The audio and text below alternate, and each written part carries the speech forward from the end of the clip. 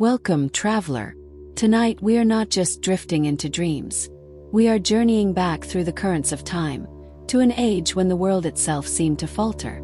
Some historians call it the worst year to be alive, 536 AD. But here, wrapped in the safety of your blankets, you are free to wander gently through this distant past. Let your body relax, your breathing slow, as we begin our passage into the shadows of history. Congratulations! You have just awoken in the year 536. The world around you feels familiar yet strange. You rise from your straw-stuffed pallet, expecting the morning sun to warm your face, but instead a dim, bluish light filters through your window. The sky is veiled, as though the sun itself has hidden behind a curtain of ash.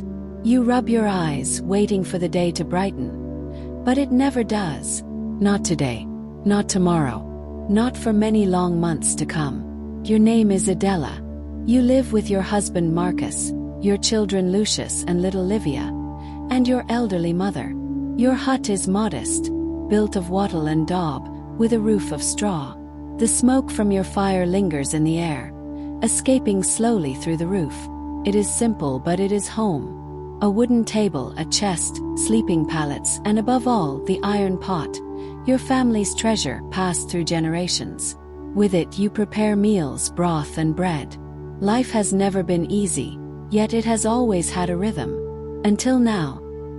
You step outside into the clearing, pushing aside the rough cloth that serves as your door. One by one, neighbors emerge, blinking, whispering. Helena, the weaver, lifts her gaze to the heavens and murmurs, "The sun! It is as pale as a winter moon." Fear spreads silently. For generations, your people have trusted the sun to guide the seasons, to ripen the fields. Without it, there can be no harvest. Without the harvest, there can be no survival. You whisper back, trying to soothe both Helena and yourself. Perhaps it is only for today. But deep inside, unease takes root. Day after day, the sky remains the same, faded, colorless, as though the sun itself has turned against the earth. Shadows stretch unnaturally long. Crops fail to grow. Leaves curl, grasses yellow. The once reliable warmth of the seasons falters, replaced with a chill that seeps into bone and soil alike. Farmers whisper of curses. Priests warn of God's anger.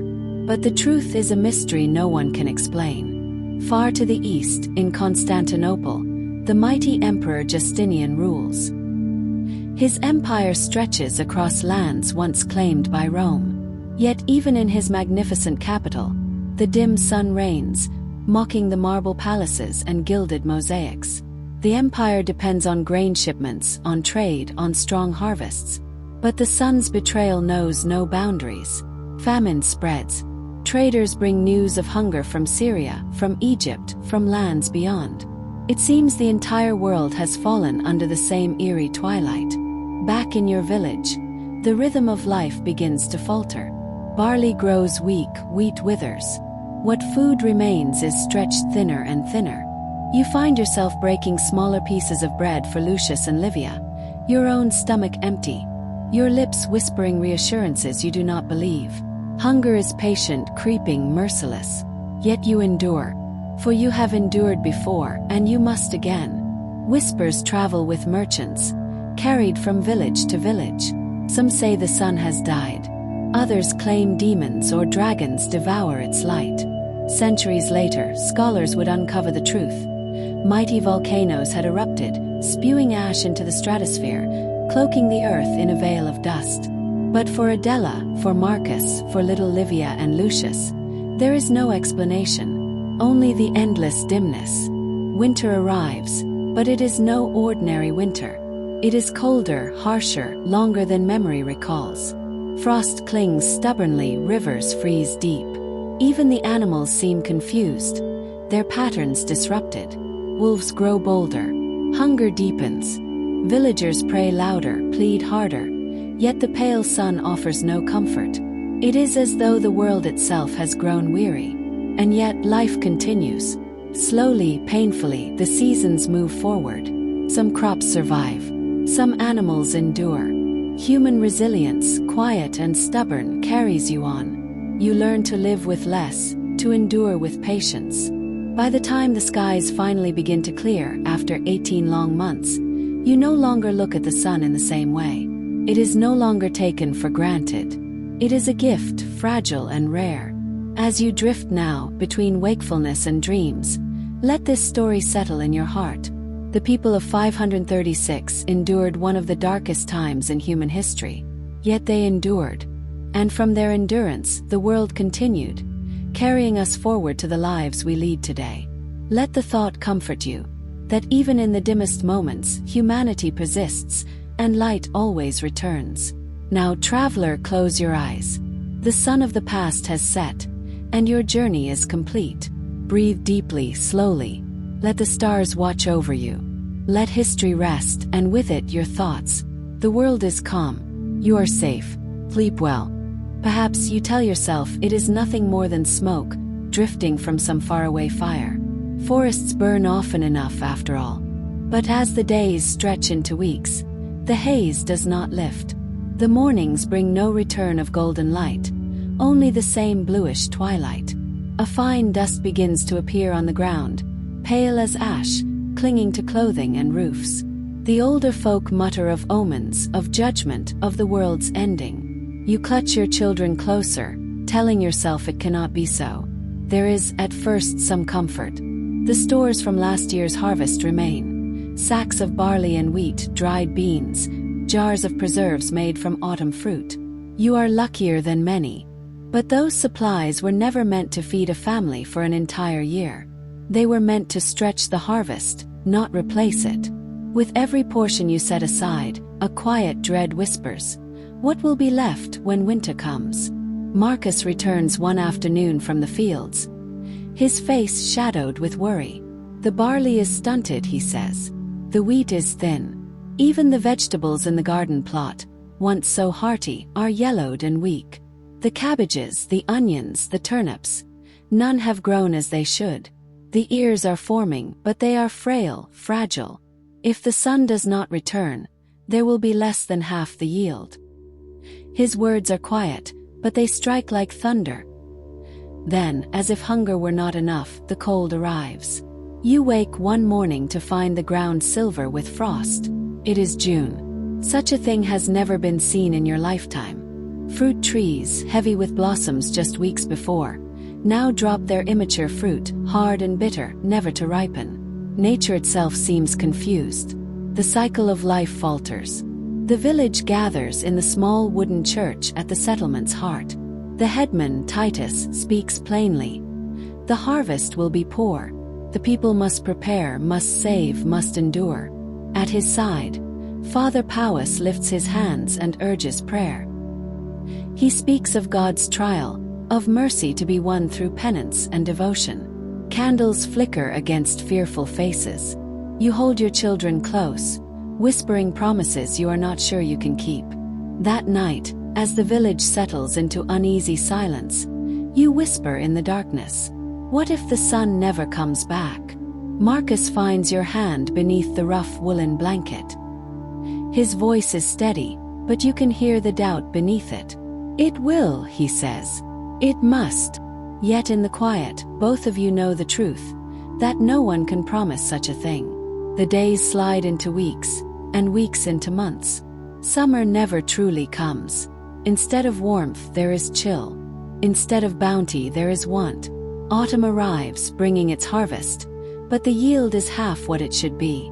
The grain must be saved, carefully rationed, most of it reserved for seed to plant next year.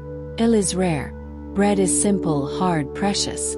Families tighten their belts, whispering prayers as they count what remains. Winter descends early. Bitter winds whip across the hills. Snow gathers in heavy drifts. In ordinary years, winter is hard but familiar, a time of mending tools, of telling stories by the hearth, of waiting for spring. But this winter is different, feels sharper, longer, hungrier. As your family gathers close, food disappears more quickly than it should. Little Livia cries at night, her belly aching. Your mother, frail but strong in spirit, gives the child her own share. You begin to search the frozen woods. The squirrels have taken most of the nuts, but sometimes you find a few. Hardy berries cling to branches, bitter but edible.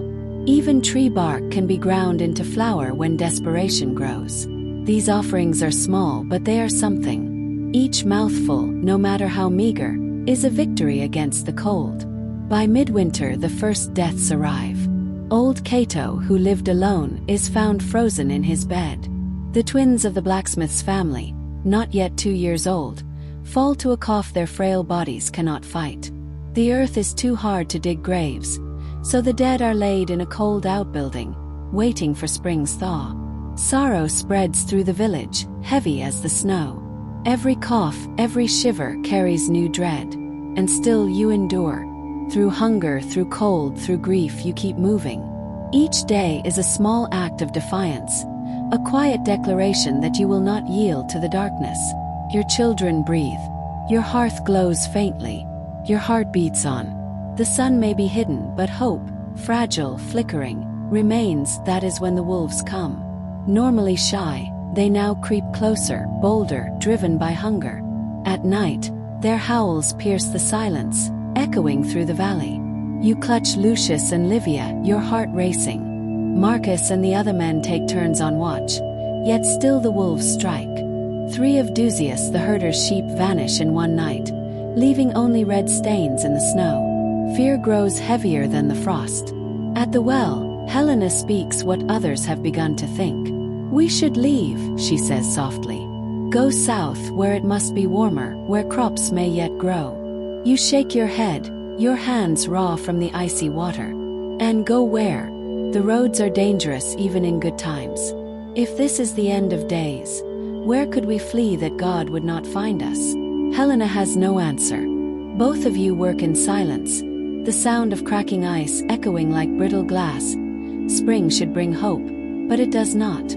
The sun remains weak, the air too cold. The seeds you plant, precious seeds saved when hunger pressed hardest, struggle to break the soil.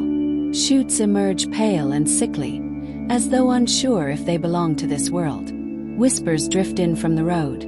The same fate has touched Gaul, Persia, even Egypt. Nowhere is spared. Far away in Constantinople, even the emperor trembles. He orders prayers in the mighty Hagia Sophia. Some say God punishes him for pride, for his endless wars, for his glittering church, for the schemes of his wife Theodora. Others whisper of stranger things, of fire falling from the skies beyond the forests of the north, of mountains spewing smoke across the sea. Travelers swear that in the far land of the Chin, it snowed in summer, and people ate the bark of trees to survive. Be why the time true spring should come, your food stores are nearly gone. One night, a family from the next village is caught stealing from your communal storage.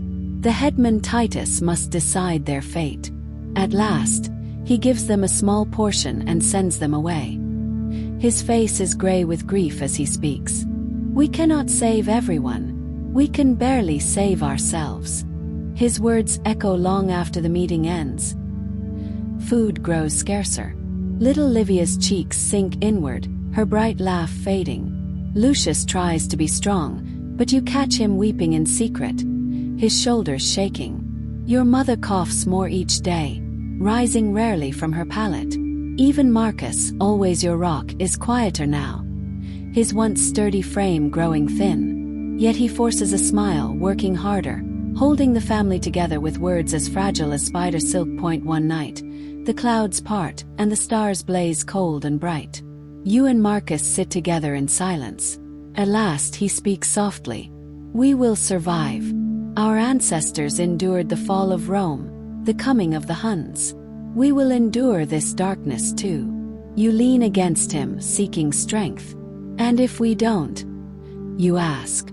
He is silent for a long moment. "Then we will have lived with courage and kindness. What more could God ask of us?" It is a small comfort, but it is comfort nonetheless. The next day brings something unexpected. A stranger arrives, a monk in simple robes, his sandals dusted with frost, his face weary from long travel. He speaks of his mission, carrying messages between monasteries, offering prayers where he passes. Father Powys welcomes him, and that evening, the village gathers to hear what he has seen. The church is hushed as the monk speaks. His voice is low, yet every word carries. The darkness lies over all the lands I have traveled, he tells you.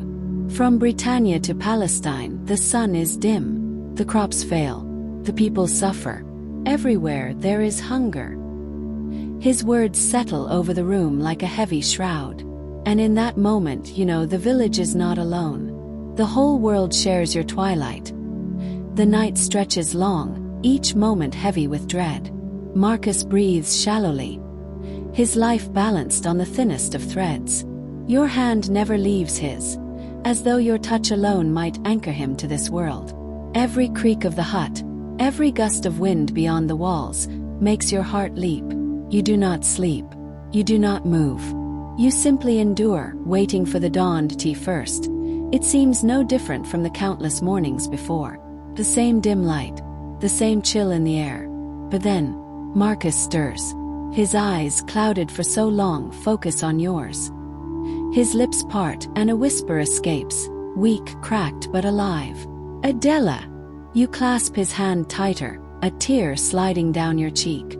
Against all odds, he is still here, outside. The village carries its own heavy silence. Too many doors remain shut. Too many voices have been silenced by the plague. The survivors go about their tasks with hollow eyes and hollow bellies. Every family has known loss. Every family bears grief. Yet still they rise each morning. Still they press forward. But even as Marcus clings to life, another shadow lengthens in your home. Your mother's cough deepens, rattling in her chest. The herbs from the monk soothe her pain but cannot restore her strength. Day by day, she grows weaker, her once busy hands now trembling, her voice fading to whispers. She tries to smile when the children sit beside her, but you see the truth in her eyes. She is slipping away. Your son, Lucius, shoulders burdens no child should carry. He tends the fire, fetches water, even watches over his little sister. In his solemn eyes, you glimpse the weight of a world too cruel for youth. And yet, when he thinks no one is watching, he still whispers prayers, his lips moving in quiet devotion. Faith, perhaps, is his shield against despair. One evening, a traveler arrives from the old Roman road. His face is drawn, his steps weary, but his voice carries news. The plague spreads along the trade routes, striking city after city. In Constantinople, it is said, the dead are so many that they fill the streets. Yet, he adds, in some regions the sickness passes more gently, sparing whole villages.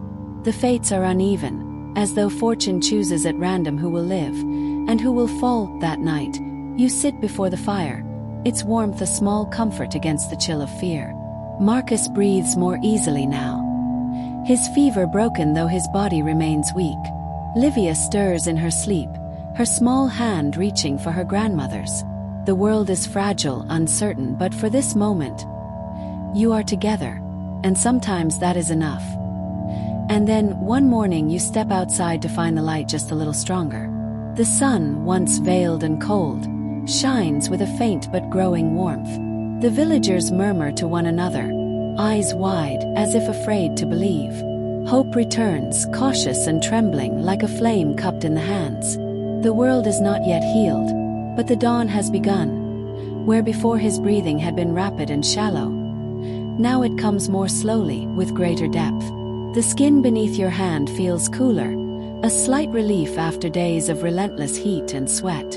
And then, as the first gray light of dawn filters through the window, the largest bubo on Marcus' neck ruptures, releasing a foul-smelling discharge. You hurry to clean it away with cloths, your stomach twisting, your hands trembling. Yet in this grotesque moment, you feel a flicker of hope. His eyes flutter open. Weak, fevered, but alive, his eyes meet yours. And in them a fragile clarity. "Adela!" he whispers, barely audible. You press your forehead to his, your tears falling silently onto his clammy skin. For the first time in days, the fever is no longer climbing. The poison has begun to release, and with it, The grip of death loosens its hold.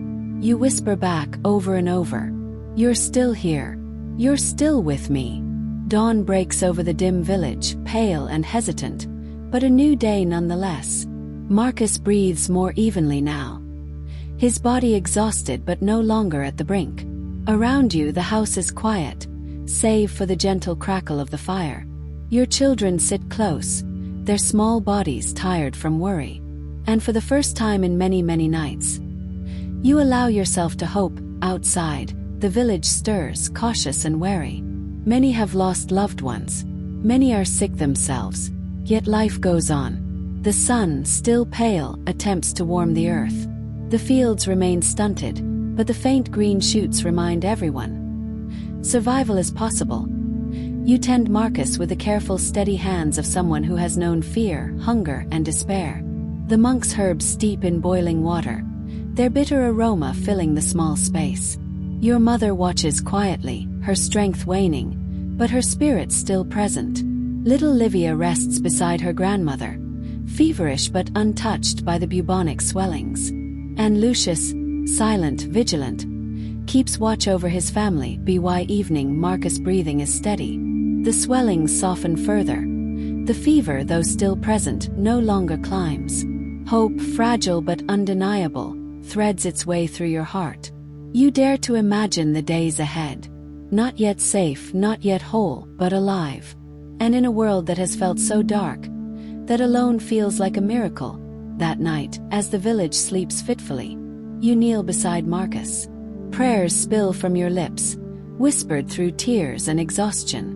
For life, for mercy, for strength to endure what remains. The world may still be cruel, the darkness lingering, but for now your family is together, and the light of hope has not yet vanished. You press your hand against his, feeling warmth return to his skin. You do not know what tomorrow will bring. Famine, sickness, or the cold hand of winter. But in this moment there is life. And that is enough. Outside, your neighbors emerge from their homes, faces upturned to the eerie sky. Expressions ranging from confusion to fear. "The sun," whispers Helena, the weaver from the hut next door. "It's as pale as a winter moon." You nod, a knot of worry forming in your stomach. Your family, like everyone else in the village, depends on the sun for light, for warmth, but most importantly, for growing the crops that sustain you. Without strong sunlight, the barley and wheat in the fields struggle. Without a good harvest, winter will bring hunger. You try to reassure yourself. "Maybe it's just for today," you say, trying to sound confident. Perhaps it is smoke from a distant forest fire. But it isn't just for today. The next morning dawns with the same unnatural twilight. And the next after that. Within a week, a palpable sense of dread settles over the village. Like the fine ash that sometimes dusts the ground when you wake.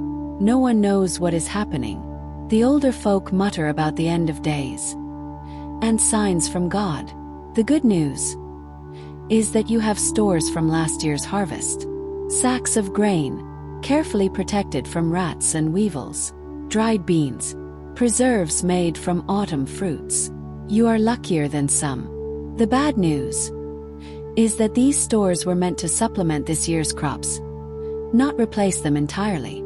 As the weeks pass, the crops grow slowly, if at all. The barley and wheat that should be stretching toward the sky by early summer remain stunted. The vegetables in your garden, cabbages, onions, turnips, yellowish and small, barely enough to add variety to the meager family diet. Marcus returns one day from the fields, his face grim. "The ears are forming, but they're thin," he says. "If the sun doesn't return soon, we'll have less than half our usual yield."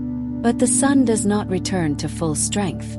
Instead, a strange cold settles over the land. Though it is summer, frost appears on the ground in the mornings. Something you've never seen in June before. The fruit trees, which blossomed before the darkness came, now drop their immature fruit. Small, hard knobs that will never ripen. In the village, the mood grows tense. Headman Titus calls a meeting in the small wooden church at the center of the settlement. Everyone attends, their faces gaunt in the light of tallow candles. "We must prepare," Titus says simply. "The harvest will be poor. We must conserve what we have and think ahead to winter." Father Powis, the village priest, raises his hands. "We must also pray," he adds. "God has sent us this trial, and only through prayer and penance can we hope for his mercy." That night, as you lie on your pallet beside Marcus, you whisper into the darkness, "What if the sun never comes back?" His hand finds yours beneath the rough woolen blanket. "It will," he says, though you hear the doubt in his voice. "It must." Days blur into weeks, and weeks into months. Summer passes without ever truly arriving, the usual warmth replaced by an unseasonable chill. Autumn comes, bringing a meager harvest, less than half what should have been. The grain is saved for seed and basic sustenance, with almost nothing left for brewing ale or baking beyond the simple daily bread. Winter arrives early, bitter winds and heavy snow. In normal times, winter is difficult but manageable. A season for families to huddle indoors, mend tools and clothing, tell stories by firelight, and wait for spring. But this winter feels different, more threatening, as if it may never release its grip. Your family eats less, stretching the supplies as far as possible. Even then, the storage containers empty faster than expected. Little Livia cries from hunger, and your mother gives her portions from her own meager share. You forage in the frozen woods for anything edible, nuts missed by squirrels, hardy winter berries, even tree bark, ground into flour in desperate times. By midwinter, the first deaths arrive. Old Cato, who lived alone at the edge of the village, found frozen in his bed. Then the twins in the blacksmith's family, not yet 2 years old, succumb to a cough their weakened bodies cannot fight. The ground is too frozen to bury them properly. Bodies are stored in a cold outbuilding until spring. This winter feels different, more threatening, as if it might never release its grip on the world. Your family eats less to stretch the supplies, but even so, the storage containers empty faster than they should. Little Livia cries from hunger at times, and your mother gives her portions from her own meager share. You forage in the frozen woods for anything edible, nuts missed by squirrels, hardy winter berries, even tree bark, ground into flour in desperate times. By midwinter, the first deaths arrive. Old Cato, who lived alone at the edge of the village, is found frozen in his bed. Then the twins in the blacksmith's family, not yet 2 years old, succumb to a cough that their weakened bodies cannot fight.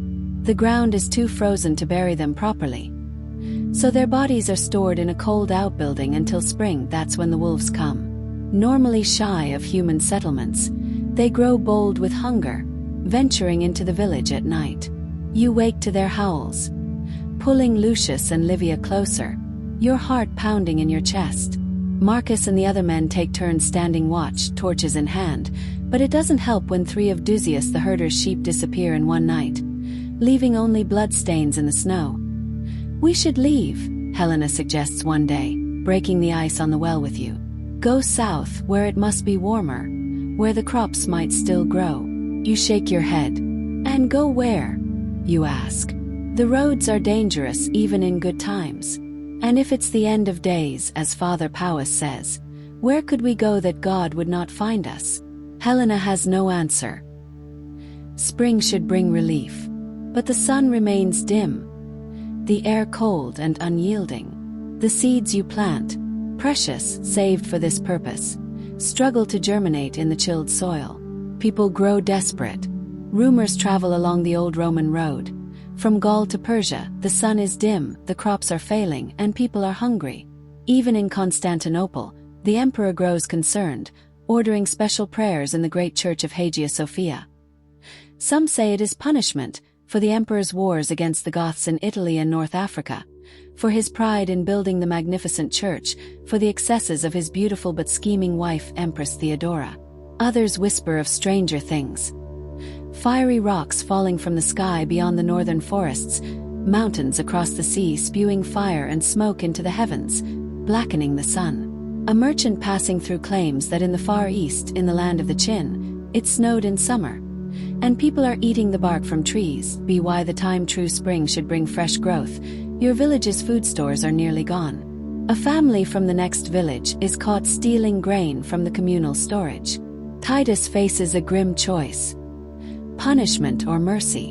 In the end, he gives them a small portion, enough for a few days, and sends them away with a warning. Do not return. We cannot save everyone, he says heavily. We can barely save ourselves. As the second planting season under the darkened sky approaches, a new worry emerges. With food so scarce, some farmers have eaten their seed grain, leaving nothing to plant for the next harvest. Your village has managed to preserve just enough, though it means even tighter belts for now. Little Livia has grown thin, her once round cheeks now hollow. Lucius tries to be brave, but you've seen him crying silently when he thinks no one is watching. Your mother's health is failing, her cough constant, her movements slower each day. 3 days after your vivid dream, you step outside in the morning and notice something different. The dim light seems just a fraction brighter than before. You almost don't trust your eyes, fearing it's only wishful thinking after your dream. But others notice it too. The sky. It's changing, isn't it? Helena says, her voice tentative as she draws water at the well. Over the next few weeks, the change becomes undeniable. The sun is still not as bright as it once was, but the oppressive darkness is gradually lifting. The sickly bluish cast in the light fades, replaced by something closer to normal daylight, albeit weaker.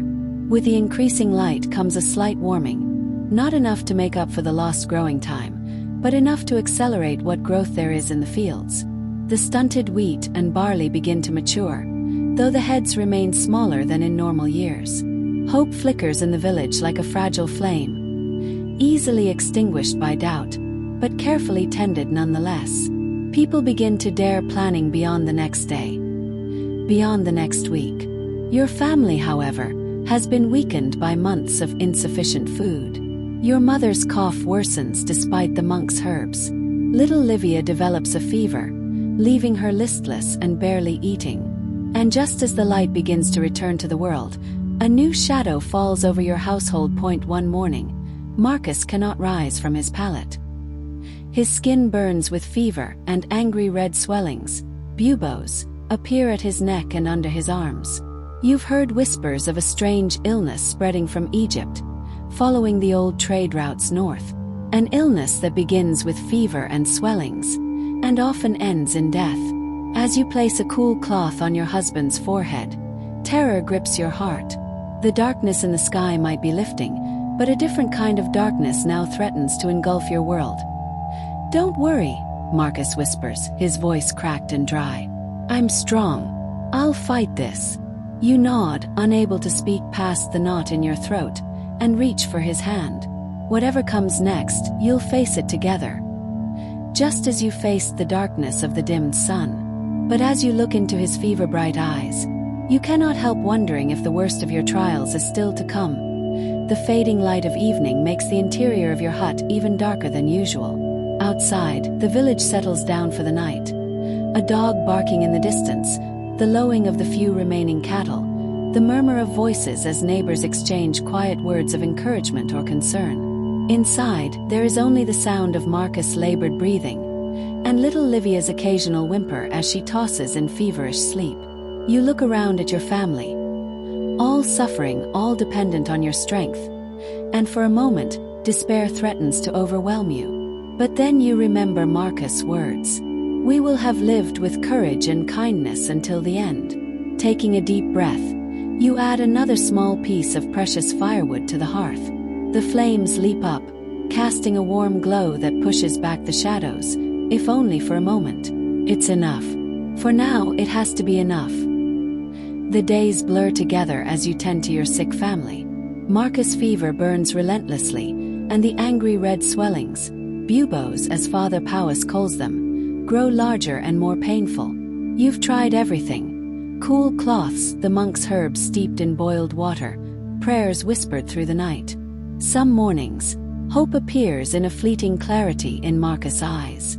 Other days, his delirium terrifies you, as he mutters about darkness and flames. Your mother has taken over caring for Livia despite her own weakness. The little girl's fever is frightening, yet it is not accompanied by the dreaded swellings, which gives you a faint, fragile hope.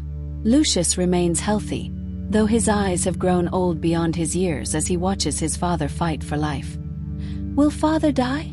Lucius asks one evening as you both sit outside the hut, taking a brief respite from the sick room. You consider lying, offering false comfort, but something in his steady gaze tells you he deserves the truth, or at least as much as you understand yourself.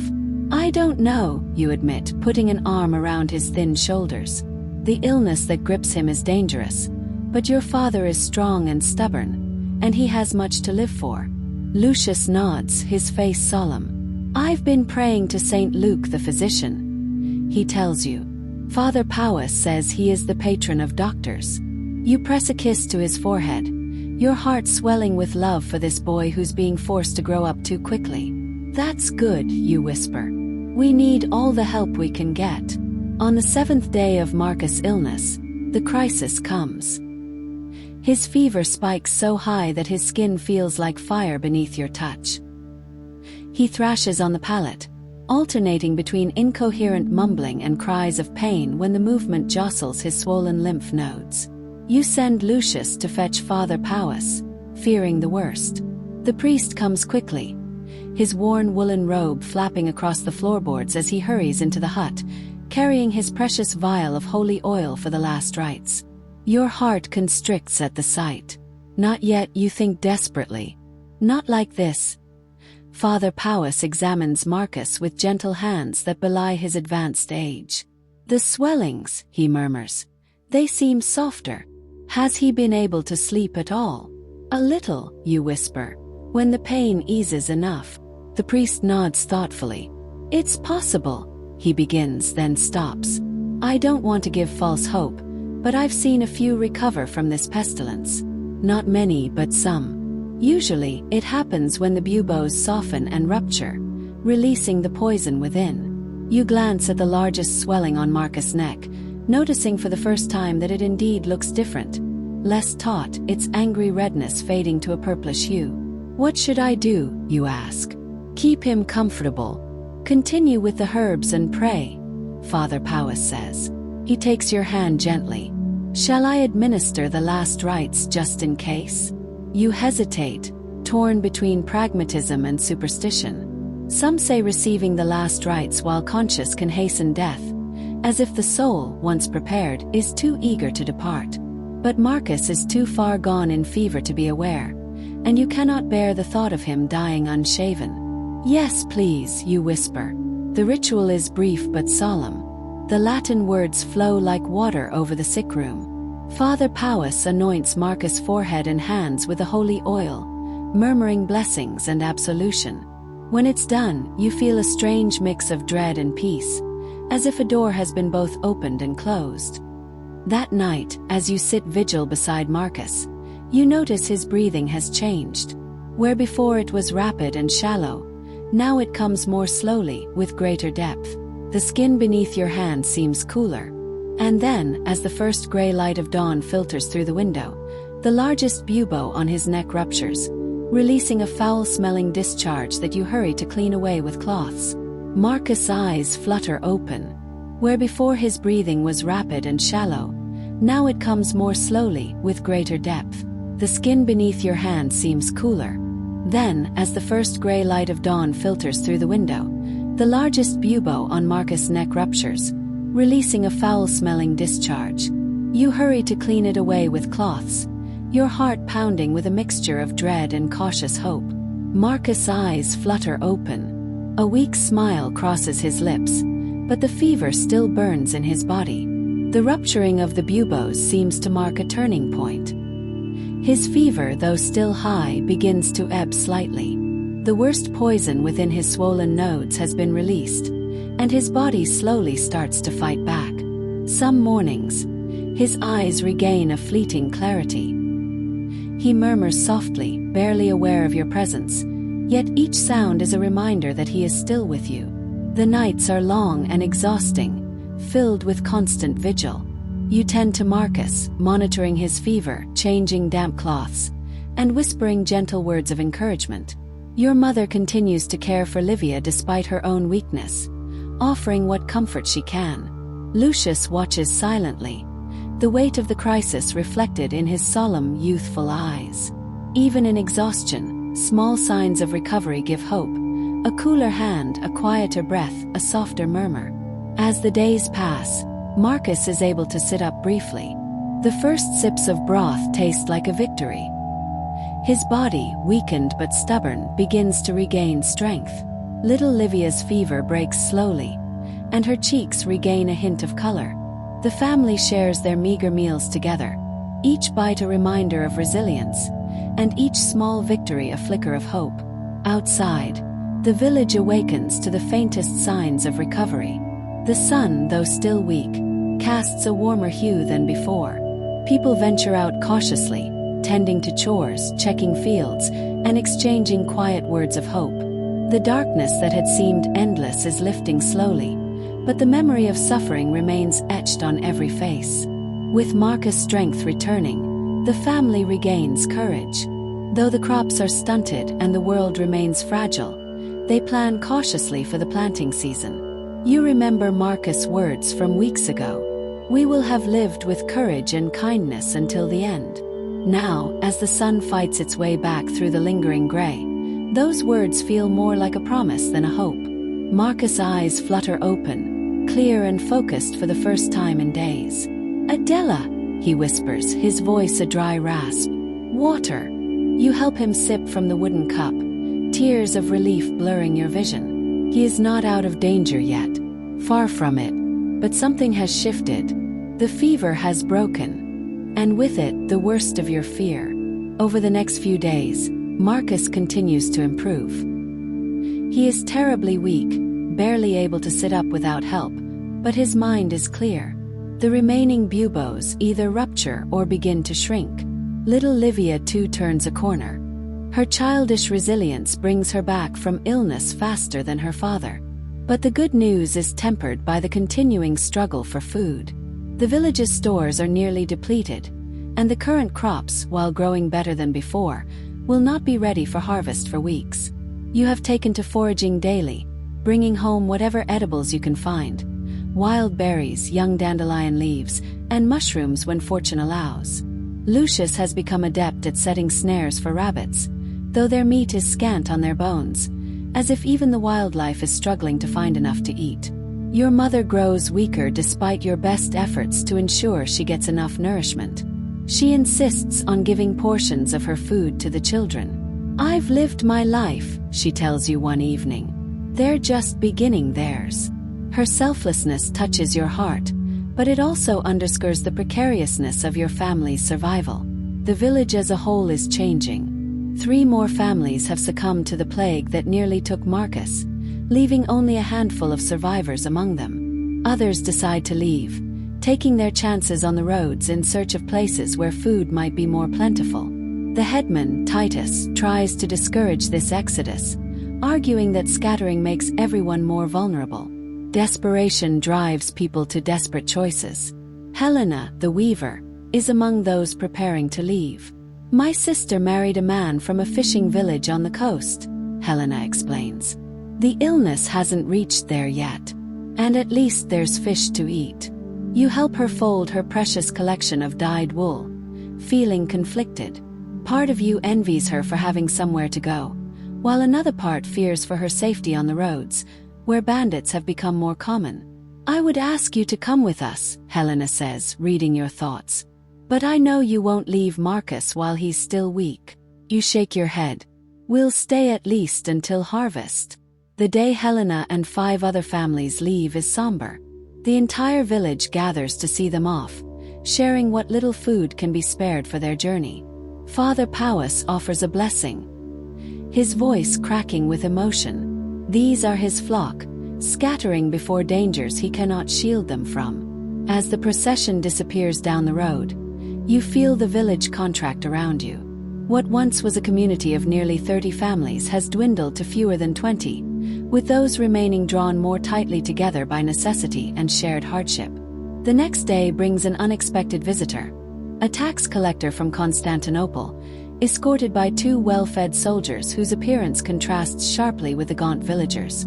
By order of Emperor Justinian, he announces in a bored, detached voice, "I am here to collect the annual land tax and head tax," the collector announces. "Each household will present themselves in turn." A murmur of disbelief ripples through the gathered villagers. Titus steps forward, his weathered face grave. "Sir, surely you can see that we are in dire straits. The crops have failed due to the darkness that covered the land. Many have died or fled. We have barely enough to survive until harvest." The tax collector's eyes narrow, as if dealing with a particularly slow child. The emperor's wars against the Goths and the great building projects in Constantinople require funding. The tax is due regardless of local conditions. "But we have no money," Titus persists. "In normal years, we would sell surplus grain or animals to merchants to raise the tax. But this year, there is no surplus." The soldier's hand rests meaningfully on his sword. "The tax will be paid in coin or in kind. Those who cannot pay may find themselves working off their debt in service to the empire." You glance at Marcus, who has insisted on being helped to this meeting despite his weakness. His face is dark with anger, but he remains silent, knowing that protest would be both futile and dangerous. In the end, the village pulls its meager resources. Those few who had managed to save coins from better times contribute them. Others give up precious possessions. A silver brooch passed down for generations, a fine wool cloak that could have provided warmth in the coming winter. From your family comes the one luxury you own, a small bronze mirror, a gift from Marcus's mother when you married. You hand it over with a pang, remembering how you once used it to show little Livia her reflection, making her laugh at her tiny face looking back at her. The tax collector accepts these offerings with indifference, noting each contribution in his ledger. When he's finished, he announces that the amount collected still falls short of what's owed. "But given the circumstances, I will report that payment has been made in full. Consider it the emperor's mercy," he says, though the words hold no warmth. After he departs with his escort, the villagers disperse in silent anger and resignation. It is a bitter reminder that, despite your isolation and struggles, you remain part of an empire that demands its due regardless of your suffering. That evening, your family shares a meager meal of wild greens and a small portion of barley bread. Marcus speaks for the first time about the future. "When I'm stronger," he says, "we should consider following Helena to the coast." You look up in surprise. "You have always said this land is your heritage, that you should never abandon it." He sighs, rubbing a hand over his face, now gaunt from illness. "That was before all this.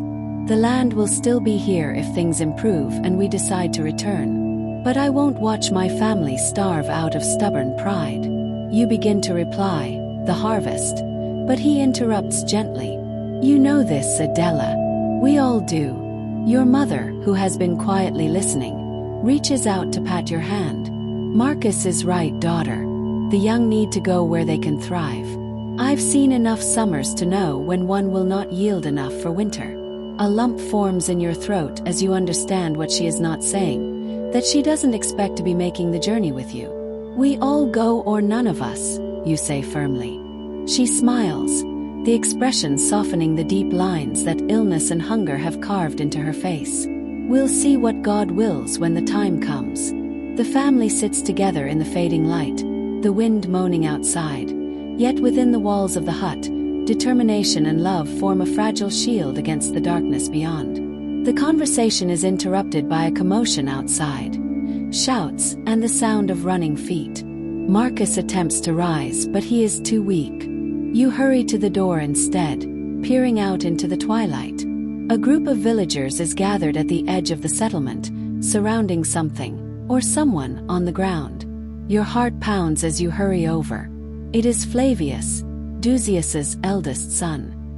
His clothing is torn and bloody. his face beaten beyond recognition. He is alive, but barely, his breath coming in ragged gasps. "Bandits," Duzius says, his voice hollow. "They attacked while I was bringing the sheep back from the higher pastures. Every last one is gone." Father Powis pushes through the crowd, carrying his pouch of healing supplies. "Get him to the church, quickly but gently." Four men lift Flavius carefully, carrying him toward the small wooden church at the center of the village.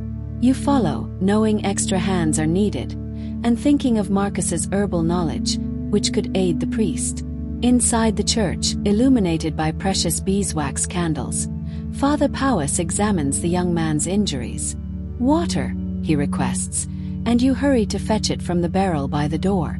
For the next hour, you assist as the priest cleans and binds Flavius's wounds. Some are superficial, but others are deep and worrying. A blow to the head has left him unconscious, and his right arm hangs at an unnatural angle, clearly broken. "Will he live?" Duzius asks, hovering anxiously. Father Powis's face is grave. "That is in God's hands now. We have done what we can for his body. Now we must pray for his soul." As if cued by his words, the villagers bow their heads. The familiar Latin prayers wash over you, offering little comfort, but a sense of shared purpose. This latest misfortune affects you all. Duzius's sheep were among the few breeding animals left in the village, a precious resource for wool and milk.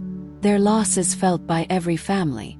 When you return home, Marcus waits anxiously for news. You tell him about Flavius and the loss of the sheep, watching his face grow more troubled with each detail.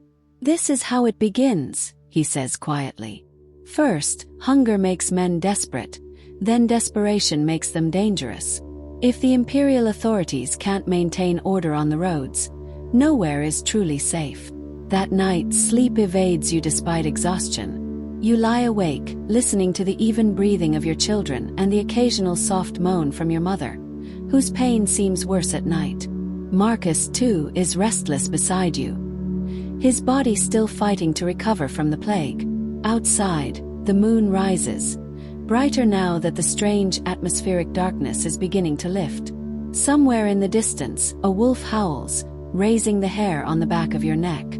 Wolves never used to come so close, but hunger drives all creatures to take risks they would normally avoid.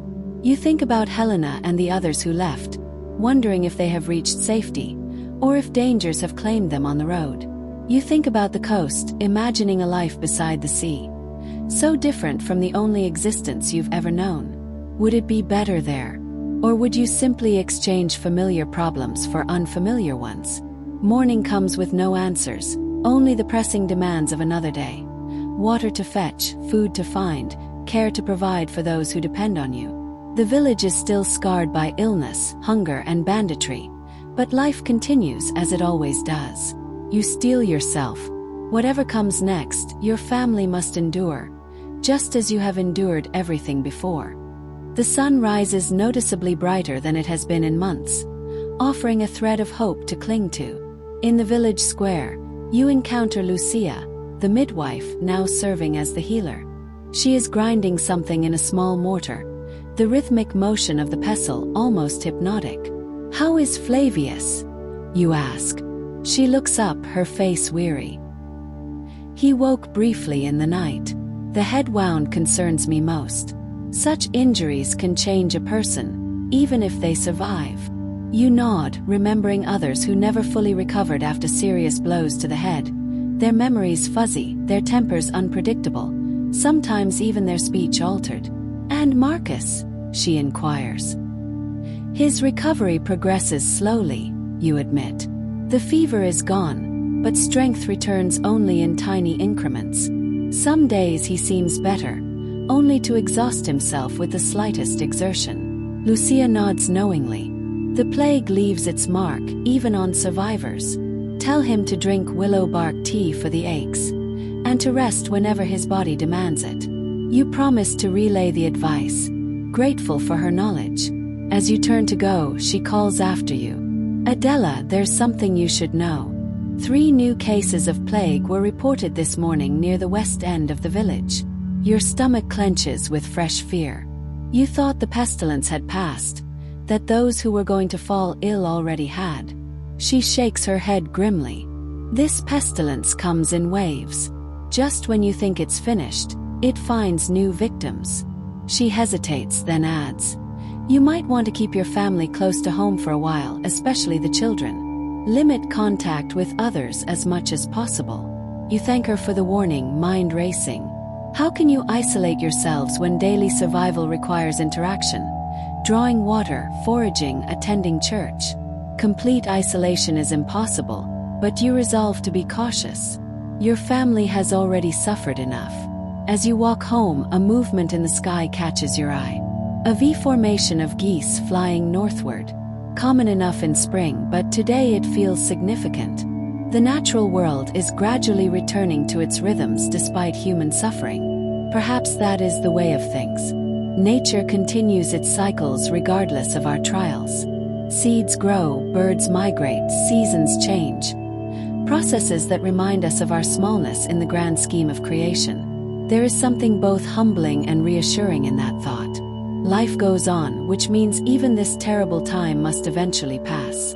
At home, you find Marcus sitting outside in the weak sunshine, little Livia curled in his lap. His face, though still gaunt, has more color than yesterday, and his eyes meet yours with a clarity that lifts your heart. "Any news?" he asks. You hesitate, weighing whether to share Lucia's warning about new plague cases. Deciding that knowledge is better than ignorance, you tell him everything. His expression grows somber. "We'll be careful," he says when you finish. "That's all we can do." You nod, sitting beside him on the rough bench. Livia stirs but does not wake, her small face peaceful, untroubled by the worries of her parents. "I was thinking," Marcus says after a moment, "about what you said yesterday regarding the harvest." You turn to listen, knowing that despite illness, plague, and bandits, the work of survival continues. The fields may yield little, but each seed sown is an act of hope, a quiet defiance against the darkness that has gripped the land. You're right that we should wait to see what the harvest yields before making any decisions about leaving. Relief washes over you. The prospect of abandoning your home, of setting out on uncertain roads with 2 children and an ailing mother, has terrified you more than you've admitted, even to yourself. "I was thinking about what you said," you reply, "about not letting pride keep us here if staying means watching our family suffer." He covers your hand with his, the familiar calluses softened by weeks of illness. So we wait, we watch, and we decide together when the time comes. Together, you lean slightly against his shoulder, careful not to disturb Livia. The moment of peace is shattered by Lucius running toward you, face alight with excitement. "Mother, father, come quickly. Something's happening." You rise, alarm replacing contentment. "What is it? What's wrong?" "Nothing's wrong," he pants, breathless from running. "It's Helena. She's come back, and she's not alone. Wagons, lots of them, coming up the road." Marcus struggles to his feet, handing the still sleeping Livia to you. "Wagons? What kind of wagons?" But Lucius is already darting back toward the village center, calling over his shoulder. "Come and see. They say they have food." You and Marcus exchange a glance of cautious hope. Could this be the relief you've been praying for? Or yet another complication in an already complicated struggle for survival? There's only one way to find out. By the time you reach the village square, a crowd has already gathered. Through gaps between neighbors, you glimpse the wagons, sturdy wooden vehicles drawn by surprisingly well-fed oxen. Their contents are hidden, but promise relief. Helena stands on the lead wagon, looking different somehow. More confident, her posture straighter than you remember, though her face still bears the strain of recent hardship. "Friends," she calls, her voice carrying across the square. "I bring help from the coastal settlements. The fishing has been good despite the strange weather, and the monasteries along the shore have opened their storehouses to those in need." A murmur of hope ripples through the crowd. She gestures to a man standing beside her wagon, a solidly built fellow in simple monk robes, his head tonsured in the Roman style. Brother Thomas represents the monastery of St. John by the Sea, she explains. They have organized this relief effort. The monk steps forward, his weathered face solemn but kind. We have heard of the suffering in the inland villages, he says. Our brothers have been blessed with a bountiful catch from the sea, and our gardens, protected from frost by the coastal climate, have yielded vegetables when others failed. We bring what we can spare: grain, dried fish, salt, and medicines. Titus pushes through the crowd to stand before the wagon. Your generosity is God's mercy made manifest, he says, his voice thick with emotion. How can we repay such kindness? Brother Thomas shakes his head. You cannot repay us. Care for your families and pass kindness forward whenever you can. That is enough. The villagers press forward, eager but careful. Children peek from behind adults, eyes wide at the bounty that seems almost unreal. You glance at Marcus, who stands beside you, his gaunt face softened by a smile. Even in his weakness, he radiates quiet relief. Lucius darts ahead to examine the barrels and sacks, his excitement uncontainable. Your heart lifts. For the first time in months, hope feels tangible, almost like a physical presence filling the village square. Relief has arrived. The unloading begins. Sacks of grain are carried to the communal storage, barrels of dried fish stacked carefully, and bundles of medicinal herbs handed out. Brother Thomas gives instructions, ensuring the supplies are distributed fairly. Helena moves among the villagers, her voice calm but commanding, organizing helpers and soothing anxious children. Even the faintest smiles appear on faces weathered by months of famine and fear. Today, survival feels less like a daily struggle and more like a shared triumph. For the first time in what feels like forever, you allow yourself to believe that things might improve. The darkness is lifting, the plague slowly retreating, and relief has arrived from the coast. Marcus whispers, "Perhaps we'll see a summer again after all." You squeeze Livia gently and glance at Lucius, who hurries to help a neighbor. The village is fragile, still recovering, but it moves forward. Together you will face whatever comes next, strengthened by hope, unity, and the enduring human spirit. The sun, pale though it may be, continues its ascent, lighting a path forward in a world that has endured the worst, yet still finds the will to survive. We ask nothing in return. Christ commanded us to feed the hungry and comfort the afflicted. We do only what our faith requires. A cheer erupts from the villagers, a sound filled with relief and joy that brings tears to your eyes. Livia stirs in your arms, her sleepy eyes widening at the unusual scene. What is it, mother?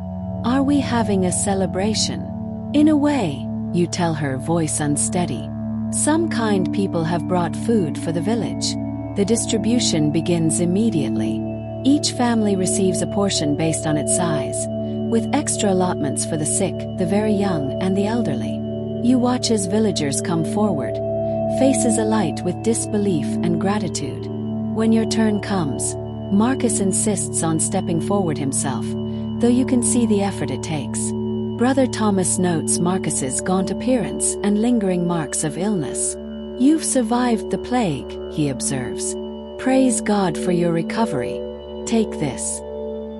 He hands over not only the standard allocation but also a small leather pouch of herbs.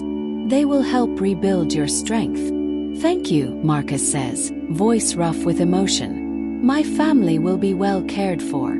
Takes several hours to complete the distribution. By the end, every family has received a share of the precious supplies.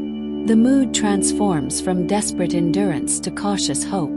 Children dart about with renewed energy. Adults stand taller, as if a weight has been partially lifted.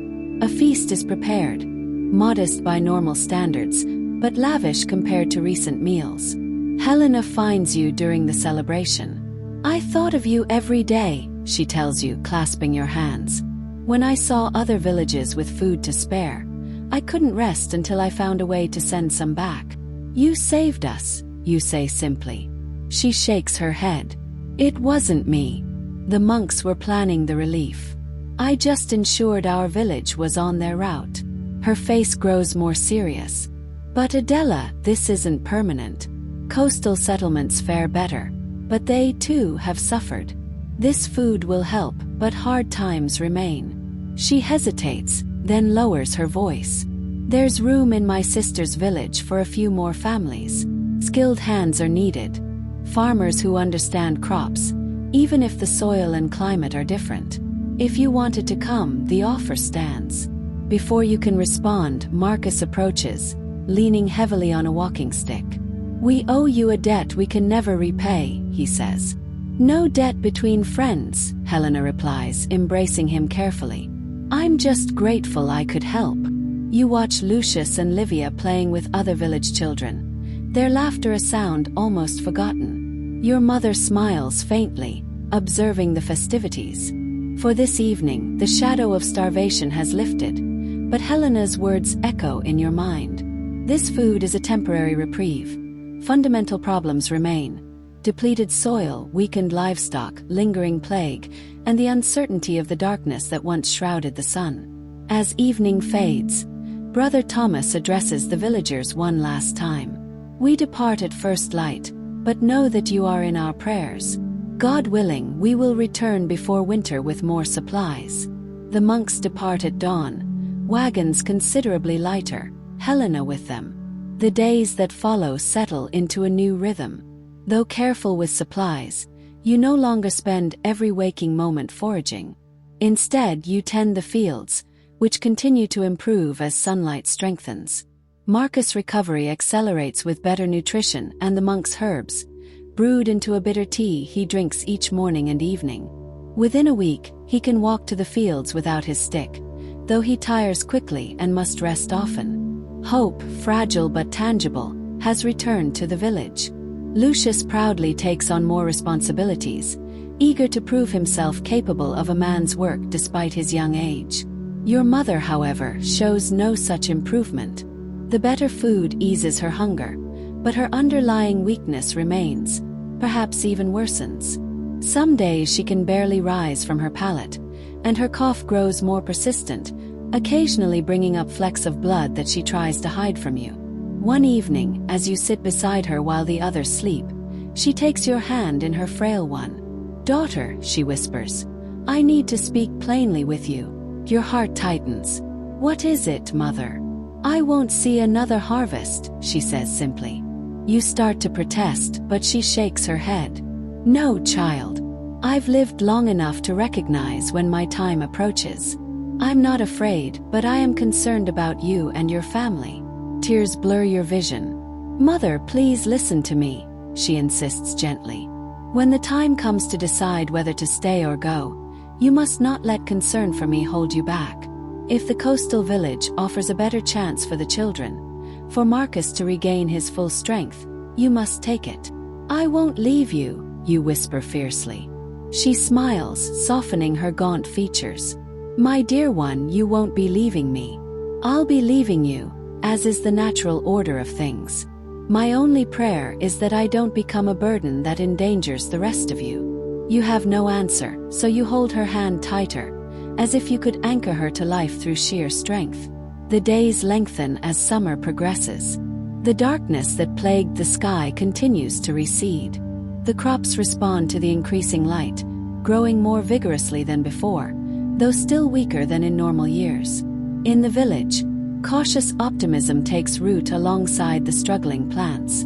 The plague seems to be waning. After the small flare of new cases that Lucia warned about, no others appear. By midsummer, the village has gone a full month without a new victim. People begin to hope that the worst has passed, though the losses remain keenly felt. Empty huts stand as silent testimony to families entirely erased, and hardly anyone remains untouched by grief. On a bright morning in late summer, a familiar figure appears on the road. Helena returns as promised. This time she travels alone on foot rather than by wagon, her step light and her face animated as she shares her news. The coastal settlement continues to thrive. The fishing improves with each passing week as the waters warm, and trading vessels arrive more frequently. Brother Thomas sends greetings and assures everyone he hasn't forgotten his promise of winter supplies. Helena brings more personal news. She is to be married to a widower fisherman from her sister's village, a good man respected in the community.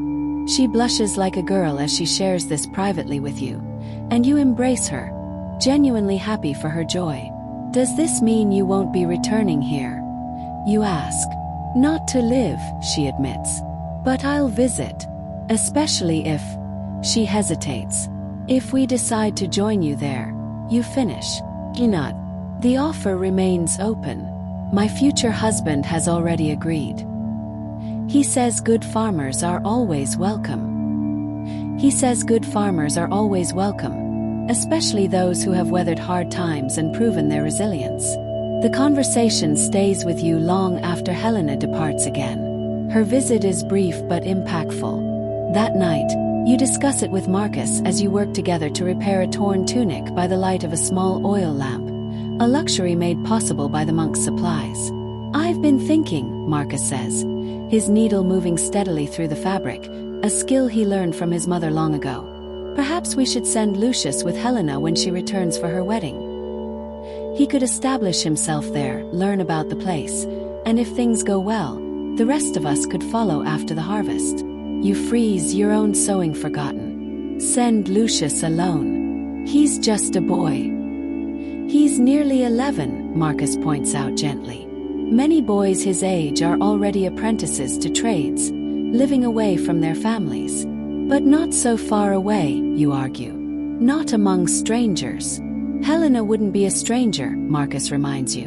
And from what she describes, the journey isn't particularly dangerous, especially traveling with a group. He sets down his sewing to look at you directly. Adela, I'm thinking of his future. If the harvest fails again, if the plague returns, he deserves a chance. You want to protest further, but part of you recognizes the wisdom in his words. Lucius is approaching the age where decisions about his future must be made. In normal times, he would likely follow in his father's footsteps as a farmer, but these are not normal times. Let me think about it, you say finally. And we should ask Lucius how he feels. He's old enough to have some say in his own life. Marcus agrees, and the subject is temporarily set aside, though it never strays far from your thoughts in the days that follow. The harvest begins in early autumn, slightly later than usual due to the delayed growing season. The entire village turns out for the work, even those still weak from illness. Every able body is needed to bring in the crops before the weather turns. The yield, as expected, is meager, perhaps half what you would typically expect, but combined with the supplies from the monks and careful rationing, it might be enough to see most families through the winter, especially if the promised second delivery of relief supplies arrives for your family. The decision point has arrived. The harvest is in, the results known. Now you must choose. Stay in the place that has been your home for generations, hoping that next year brings better conditions, or leave for the uncertain promise of the coastal settlement.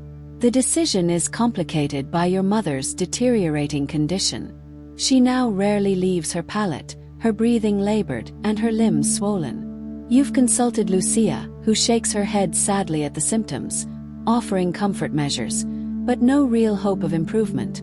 It's her heart, the healer explains quietly, out of your mother's hearing. It's failing. The strain of the past year has been too much for it. How long? You ask, the words heavy in your throat. Lucia shrugs helplessly. It's impossible to say with certainty. Perhaps a few weeks, perhaps a few months. She would not survive a journey to the coast. Adela, the exertion would likely kill her within days, she adds gently. And so the choice becomes even more impossible. Stay with your mother until the end, potentially putting your children at risk if conditions worsen again, or divide the family, with some staying and others seeking better prospects elsewhere. Marcus favors the latter option. I could remain here with your mother, he suggests. You could take the children to the coast with Helena once. He doesn't need to finish the sentence. Once your mother passes, he would join you. But the thought of separating, of not being there when your mother takes her final breath, of Marcus facing that moment alone, is unbearable. And what if his health deteriorated again in your absence? What if the plague returned? No option seems without terrible risk or sacrifice. One crisp autumn evening, as the family sits together enjoying a simple meal, Lucius suddenly speaks up. "I want to go to the coastal village," he announces, "with Helena when she returns for her wedding." All eyes turn to him, surprised by the decisive tone from one usually so quiet. "Are you certain?" Marcus asks. "It's a big step, son." Lucius nods solemnly. "I've been thinking about it ever since you mentioned the possibility. Father, I'm not afraid. Helena will be there and her sister, and I can learn new skills. Fishing maybe, or helping with the trading ships. Then, when the time is right, I can come back for all of you. Or you can join me there." You look at your son, seeing suddenly not the child he has been, but the young man he is becoming. Determination shines in his eyes, a certainty that both terrifies and fills you with pride. "If that's truly what you want," you say slowly, "then we will consider it." "It is," he affirms. "I want to help our family. This seems like the best way." Later, after the children are asleep, you and Marcus sit by the dying embers of the fire, turning over Lucius's declaration in your minds. "He has more courage than I had at his age," Marcus admits softly. "To be willing to go so far, to face so much that's unknown." "He's your son," you reply. "Your courage runs in his blood." Marcus takes your hand, his grip firmer now than it has been in months, a sign of his returning strength. "Whatever we decide, we'll face it together as we faced everything else." You nod, leaning your head against his shoulder, drawing comfort from his solid presence. Outside, the night sky is clear, stars glittering in their eternal patterns, unconcerned with human struggles. Tomorrow will bring new challenges, new decisions. But for now, in this moment of quiet togetherness, there is peace. The days grow shorter as autumn deepens, the weakened sun casting long shadows across the harvested fields. In your village, life has settled into a rhythm less desperate than before, but still precarious. The harvested grain has been carefully stored, each family's portion calculated to last through the winter if supplemented with whatever else can be foraged or hunted. Your mother's condition continues to decline. Her breathing is more labored, her waking periods shorter. You spend hours by her side, memorizing the contours of her face, the sound of her voice when she's strong enough to speak, the feel of her papery skin beneath your fingers, treasures to hold against the day when memories are all you'll have left of her. She sleeps more now, but when awake, her mind remains clear. One crisp morning, as you help her take a little broth, she brings up the subject that has dominated your thoughts. "You've decided to let the boy go, haven't you?" she asks. You nod, unable to speak around the tightness in your throat. She pats your hand weakly. "It's the right choice. He's young enough to adapt, to build a new life, and he has a good head on his shoulders. He won't forget where he comes from." "But he's so young," you whisper. "Younger children have faced greater challenges throughout history," your mother reminds you. "Think of your own grandfather, orphaned at 9 and raised by the village, or the stories of saints sent to monasteries far from their families. Lucius has Helena to watch over him, and he'll carry your love with him." Her words provide little comfort, but you know she's right. The decision has been made, discussed endlessly between you and Marcus, and finally settled when Helena returned to announce her wedding date and confirmed that she would gladly take Lucius back with her. "We've already arranged everything," she assured you. "He'll stay with my sister's family until we've established our own household, then join us. My future husband has connections with the fishing fleet. Lucius can learn the trade if he wishes, or there's a carpenter in the village looking for an apprentice." The boy himself seems remarkably composed about the plan, though you've noticed him spending long hours with his father, absorbing Marcus's knowledge about farming, carpentry, and the natural world, as if trying to pack a lifetime of learning into a few short weeks. You've caught him crying only once, huddled in a corner of the hut at night, thinking everyone asleep. When you went to comfort him, he quickly wiped away his tears. "I'm not sad, Mother," he insisted. "I'll miss you all so much." You held him then, this child on the cusp of becoming someone new, and felt his thin shoulders shake with suppressed emotion. "We'll miss you every day," you told him. "But this isn't forever. One way or another, our family will be together again." Whether that reunion would happen here or at the coast remained unsaid, a question mark hanging over your future. Now, as you tend to your mother, you think about how your family is pulling in different directions, even as you try to hold it together. Lucius preparing to leave. Your mother preparing for a different kind of departure. Marcus torn between the land his ancestors farmed for generations and the promise of a more secure life elsewhere. Only little Livia seems untouched by these tensions. Too young to fully grasp what's happening, she spends her days playing with the other village children. Her earlier illness forgotten in the resilience of childhood. The darkened sun, the hunger, the fear. These things have shaped her early years, but they haven't crushed her spirit. You pray daily that the worst is behind her, that her future will be brighter than her past. Your mother's voice breaks into your thoughts. "You're brooding again," she says with a hint of her old sharpness. "I can always tell. Your forehead crinkles just like your father's used to. You smile despite yourself. I was thinking about Livia, actually. How different her childhood is from what I'd hoped to give her. Children are stronger than we think," your mother says. "And they don't measure life against what might have been, only against what is. To her, this is simply life, the good and the bad together." "I suppose you're right." "Of course I am," she says with a faint smile. "Now help me sit up a bit. I've been lying here so long I'll take root like an old tree." You adjust the rough pillows behind her, supporting her frail body as she shifts. The effort leaves her breathless, her face gray with exhaustion, but she insists on staying upright, determined to see the day through on her own terms. The room falls silent as Marcus speaks. The plague has struck again in the larger settlements to the north. Even with your village slowly recovering, the threat feels immediate once more. You place a hand on Lucius's shoulder, steadying him as he absorbs the news, and little Livia looks up, sensing the tension in the air. "What does this mean for us?" she asks, her voice small. Marcus shakes his head. "It means we need to be careful, more careful than ever. We've been lucky so far, but luck can change quickly." You exchange a glance with him, each of you silently calculating the risks. The journey to the coast is no longer just a matter of distance and fatigue. It carries the invisible weight of disease, the threat of sickness along the road. And yet, delaying it too long could leave Lucius without the safety and resources Helena promised. The next days are filled with preparation. You mend Lucius's remaining clothing, ensuring he has everything he will need for the journey. Sturdy boots, spare tunics, warm layers for the night, and a small bag of personal items. Marcus gathers tools, rope, and fishing equipment to accompany him. Helena's sister writes a letter of instructions and reassurance to Lucius, explaining local customs and whom to seek upon arrival. The silver brooch from your mother is placed carefully in a small cloth pouch. It's more than a gift. It is a symbol, a tangible piece of home to carry with him. Your mother's strength ebbs with each passing day.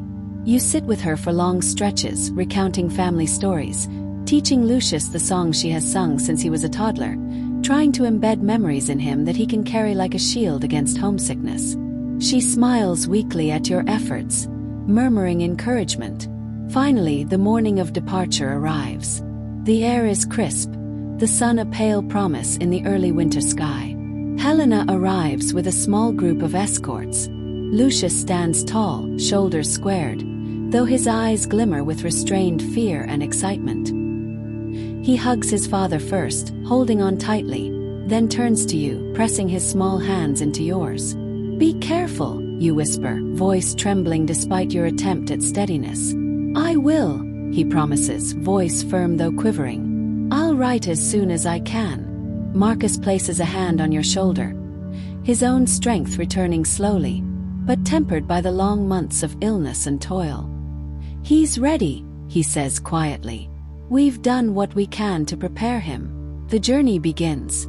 Lucius walks with Helena's escort, carrying his small bundle and the silver brooch hidden in his pouch. You watch until the dust of the road swallows their figures, the village behind him fading with each step. Relief and dread intertwine in your chest. He is gone, yet you know this path offers him a future that staying cannot. Back in the hut, your mother watches silently from her pallet.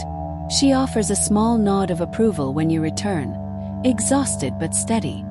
"He is brave," she murmurs, "and he carries our love with him."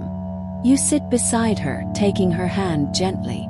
Outside, the wind rustles through the bare branches of late autumn trees, a reminder that life continues in cycles. The harvest is in, the fields lie fallow for winter, and the plague waits beyond your borders. But for now, a fragile hope persists. As the sun sets, casting long shadows across the village, you realize that even amid sickness, famine, and fear, your family endures. The next challenge may be near or far, known or hidden, but together you will meet it. Lucius stands ready, his small bundle slung across his back, the silver brooch safely tucked in a cloth pouch beneath his tunic. His expression is steady, but you can see the tight line of his jaw, the careful control of emotions that belies the excitement and fear swirling inside him. Livia clings to your skirts, her small fingers gripping the fabric as if holding onto the world itself. "Will you write?" she asks in a whisper, her eyes wide. "Yes, every chance I get," Lucius promises, stooping to brush a kiss across her forehead. "I'll tell you everything." Your mother, propped on her pillows, watches quietly. Her eyes glimmer with pride and sadness. "He is ready," she says softly, voice hoarse but firm. "And he carries our love with him." Marcus adjusts Lucius's bundle and checks the straps on his sandals. "Remember everything I taught you. The knots, the planting, the nets, the care for animals. And don't forget your mother's instructions." His hand lingers on Lucius's shoulder for a long moment, grounding him. Helena kneels beside Lucius, smoothing his tunic and offering a warm smile. "We'll take good care of you," she reassures him. Her future husband and his brother stand ready, horses saddled and wagons prepared, a tangible symbol of the journey ahead. The village gathers to see him off. Neighbors, still weary from the trials of the year, line the road, some holding small offerings. Dried herbs, extra bread, a warm cloak for the boy. Their faces are a mixture of hope and sorrow, pride and fear, reflecting the complexity of the moment. Lucius steps forward, shoulders squared, glancing back only once before setting his gaze on the road ahead. He walks with Helena, her sister, and the escorts leading the way, his pace steady and determined. You follow with Marcus and Livia for the first few steps, watching as the distance grows between the familiar village and the uncertain path to the coast. At the edge of the village, Lucius pauses, turns briefly and waves. Tears blur your vision, and you swallow hard to keep your voice steady as you call after him. "Be safe, my son." "I will, mother," he answers, voice clear even across the distance. As the dust of the road swirls around their figures, the weight of his absence settles over you and Marcus. The air feels emptier, the house quieter, but there is also a fragile sense of relief. Lucius is going to a place of relative safety, with guidance, care, and opportunity. You and Marcus return home in silence, carrying little Livia between you. The morning sun falls on the fields, their autumnal colors muted but still alive, a reminder that life continues even amid uncertainty. Your mother rests, exhausted but content that her youngest grandchild is on a path to safety. That evening, as the wind whistles through the trees outside, you sit beside her and Marcus, holding her hand, hearts heavy but steady. Outside, the village moves with cautious optimism. The plague is near but has not yet reached you again, and winter approaches with its own challenges. Yet in this quiet moment, you take solace in the knowledge that you made the best choice with the love and wisdom you had, and that Lucius carries the family's resilience with him on his journey. The first night without him is difficult, filled with memories of the boy he was and anticipation of the man he will become. But sleep eventually comes, however fitful, and the household settles into the rhythm of survival once more, stronger for the trials endured, aware of the fragility of life, and anchored by the enduring bonds of family. The mornings grow colder, the sun weaker in the late autumn sky. You stay close to your mother, helping her sip broth, adjusting pillows, rubbing her hands to keep circulation moving. Marcus takes on the outdoor tasks, gathering firewood, tending the small remaining plot of crops, checking the village stores. But his eyes constantly flick toward the hut, aware that each day may be the last he has with his mother. Her breathing grows more labored. Some nights, she sleeps in fits and starts, waking briefly with a whisper or a cough. When awake, her mind remains lucid, though her voice has thinned to almost a whisper. You hold her hand as often as you can, feeling the fragile beat beneath her fingers. "Adela," she says one afternoon, voice faint, "do not let worry for me stop your life. The children, they must have the chance to grow strong. You and Marcus, you will find your way." You swallow hard, nodding, unable to speak through the tightness in your throat. "I will die as I have lived," she continues, "with faith and with love. Remember, each day, even the small ones, is a gift." She pauses, her eyes misting over. "And do not forget the stories of your family, the lessons of those who came before you. Strength, courage, resilience. These live on in you." The days blur together.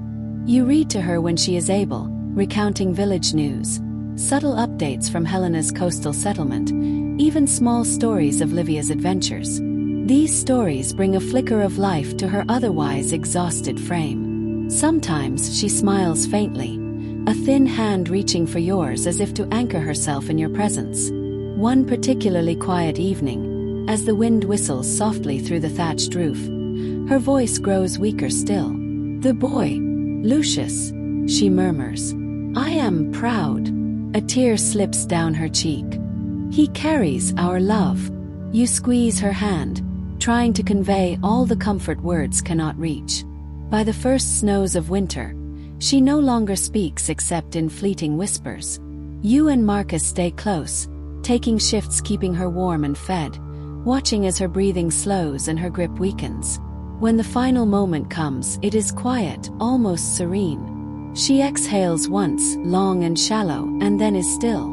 You feel the hollow of absence settle immediately, the house heavier, the fire seeming less bright, the world muted. There is grief, of course, and a hollow ache that no busy task can fill. But there is also the deep understanding she left behind, the wisdom, courage, and love that guided your family through the darkness of the past year. You and Marcus hold each other, holding Livia between you, whispering promises to honor her memory by caring for the children and guiding them as she would have. Winter presses in, the wind biting through the village. Yet, for the first time in months, there is also a thread of hope. The grain from the harvest, the supplies from the coastal settlement, and Lucius's safe journey provide a foundation. Life, though altered by loss, continues. Each day becomes a testament to endurance and the quiet strength of family bonds. Even in the deepest sorrow you find purpose. You are the keepers of memory, the protectors of the living, and the guides for the young. The legacy of your mother, and the generations before her, remains in every careful action, every word of comfort, every seed planted in the frozen soil. And as you step outside one morning to check the fields, seeing Livia playing in the crisp winter light, you sense that the world, despite its hardships, is not entirely without grace. Life, in its persistence, continues. Winter deepens, the air crisp and sharp, the sun a pale shadow behind gray skies. Your days are measured in small tasks. Keeping the fire going, tending Livia, preparing what little food you have. Each chore is heavier without Lucius's eager hands, yet you carry on, driven by the rhythm of survival and by your mother's lingering guidance. She drifts more often in and out of consciousness, but when awake, her mind remains clear, and her eyes still sparkle with quiet wisdom. You sit beside her, holding her hand, reading her the few scraps of news from the village, or recounting stories of Lucius's journey as Helena sends word that he has arrived safely and is being welcomed into the coastal settlement. "My boy," she whispers one morning, voice faint, "you have done well. You have chosen wisely." You press her hand to your lips, tears streaming silently. "It was your guidance, mother. Always yours." In her last days, the world seems to contract to the small hut, the children, and the fading warmth of her presence.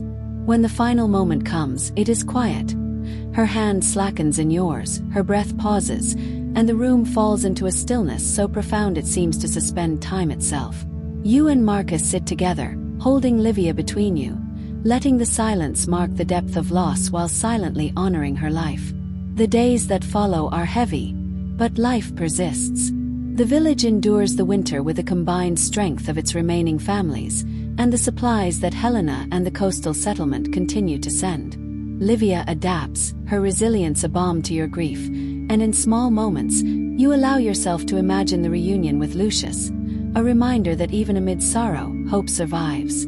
As snow drifts across the fields and the wind whistles outside, you find comfort in the lessons your mother imparted. Courage, endurance, love. They are the inheritance she leaves, woven into every act of care, every whispered word, every choice made with the heart.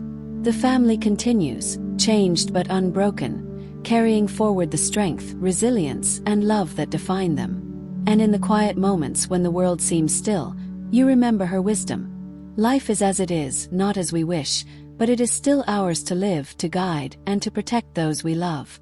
The story closes not with triumph or finality, but with enduring hope, the knowledge that even in loss life presses on, and the bonds of family and love remain unyielding like roots beneath the frost, ready to sustain the seasons yet to come.